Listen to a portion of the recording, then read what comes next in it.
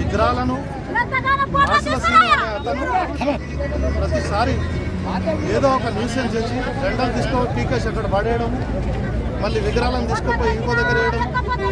Police department కూడా మాకు వాళ్ళు చెప్తున్నారు, వీళ్ళు చెప్తున్నారు, మాకు ఎవరితో సంబంధం లేదు, కానీ మాకు చెప్పడం వల్లనే వస్తున్నారు, మాకు విగ్రహాలకు దీనికి ఏం సంబంధం లేదని దేవుళ్ళ విగ్రహాలను తీసుకుపోయి పడేయడము, చేయడము, ఇవ్వకపోవడం, మీకు ఏ ఆధారం ఉన్నదని చూపడం, ఇట్లా అన్యాయంగా తీసుకుపోయి ఇక్కడ పడేయడం చేయడం జరుగుతుంది.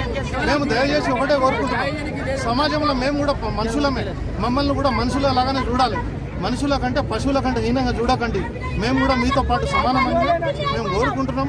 ఎవరికి మేము వ్యతిరేకత కాదు, ఈ విషయంలో మీ దేవుళ్ళైనా మా దేవుళ్ళైనా సమానమే. దేవుళ్ళు ఎవరైనా ఒకరే, ధర్మం ఒకటే ఉంటుంది, కానీ ధర్మాన్ని 4 రకాలుగా ఎక్కడ లేదు. మేము దయచేసి చెప్తున్నాం, విగ్రహాలను ఇచ్చేసేయండి.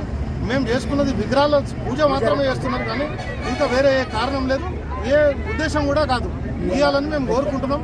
ఇది ఇంత రద్దంతం చేయడానికి ఇబ్బంది చేయకూడదు. వాళ్ళు ఎందుకు చేయొద్దు అంటే వాళ్ళు కూడా సేవ చేస్తున్నారు, మేము కూడా సేవ చేస్తున్నాం. కాబట్టి దయచేసి ఇవ్వాలని మేము కోరుకుంటున్నాం.